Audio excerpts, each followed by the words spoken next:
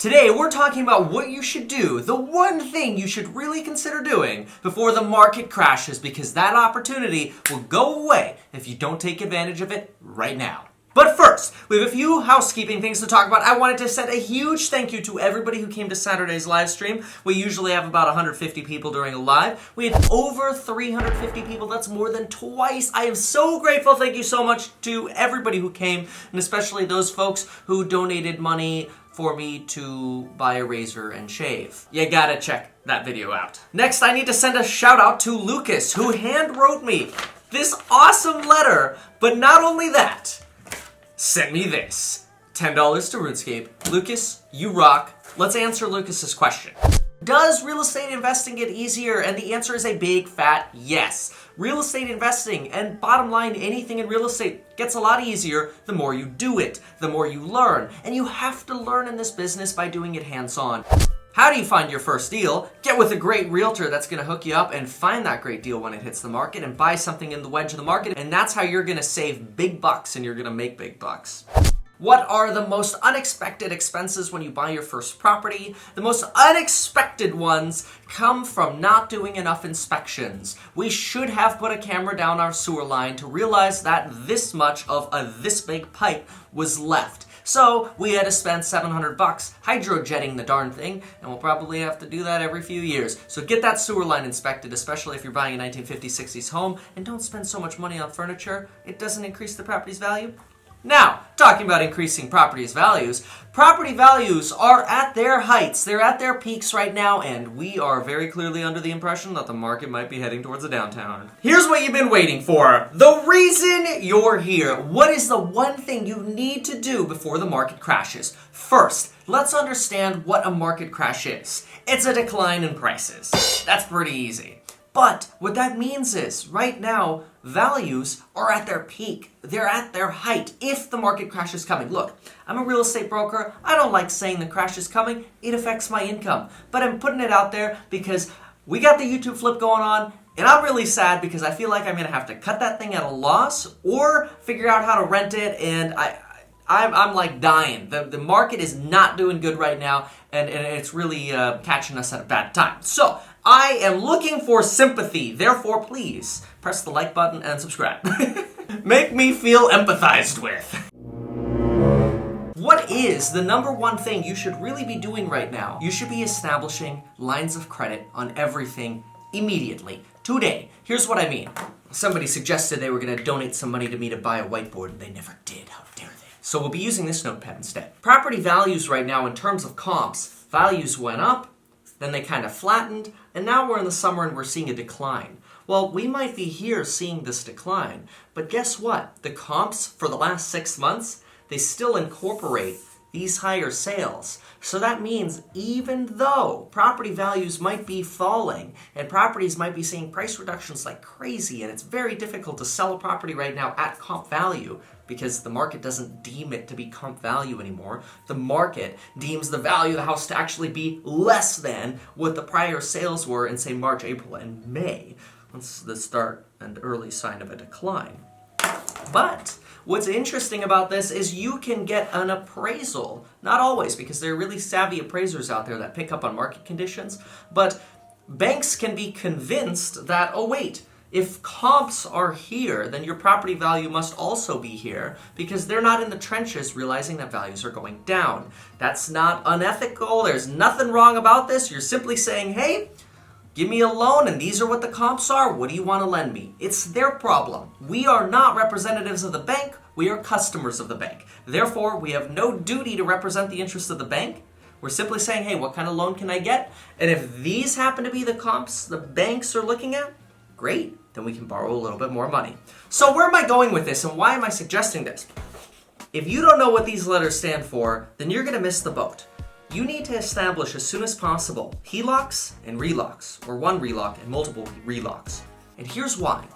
A line of credit, or the LOC part, is something that costs you virtually zero money unless you pull money out on it. Think about it this way. You go to Target and say, hey, I want to apply for a credit card. They go, here you go. Here's a credit card. You have a $5,000 credit limit. If you don't swipe that credit card, you spend zero, with the exception of maybe a small maintenance fee of, say, $50 per year or something like that. $5 a month, whatever. As soon as you swipe that credit card, you start paying interest. And unfortunately with credit cards, unless you pay them off every single month, you start paying interest in the amount of, say, 20 to 30%, which is completely ridiculous. You never want to pay credit card interest. In fact, I don't really like credit cards. Remember the top of the chart there?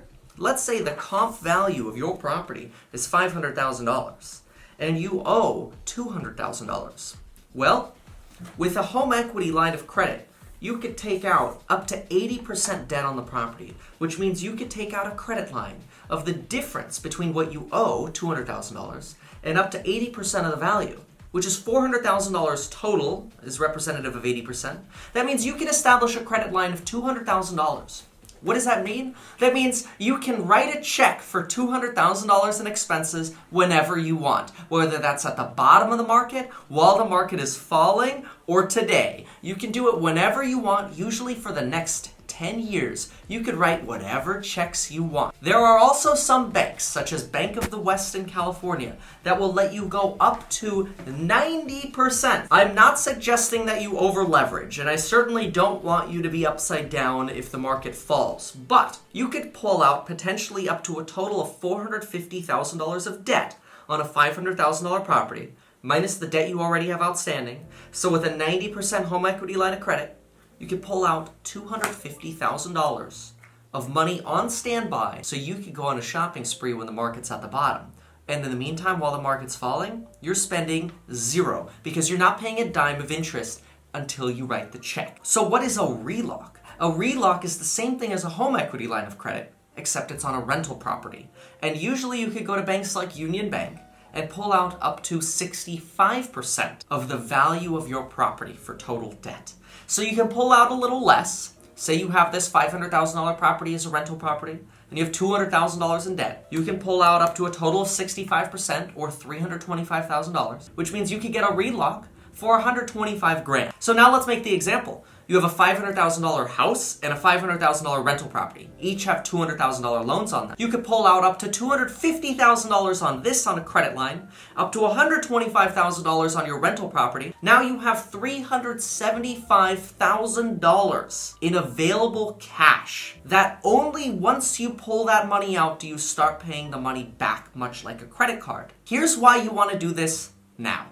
Once the market falls, which seems like might be within the next year to 2 years, you won't be able to get these credit lines anymore because of 2 reasons. One, if property values fall dramatically, the bank's not going to be handing you any kind of equity line of credit because you probably don't have any equity, or you have less equity, and the amount that you can pull out is significantly smaller. Second, banks like to start freezing credit lines when the market is in a disastrous position. And there's a trick. As soon as the market has plummeted and you start hearing that banks are either considering or are starting to freeze credit lines, hope that you're not one of the first people who got your credit line frozen, and write the check to yourself and park that money into your bank account and wait for that good deal to come up. Then you can go shopping for an amazing deal with $325,000 of other people's money. Oh wait, 125 plus 250, $375,000 of other people's money. And you're now able to really leverage deals at the bottom of the market. And if you decide, you know what, I just don't want to buy any deals, I don't want to pay any interest on these credit lines, no problem. You pay the line right back and you don't owe anything.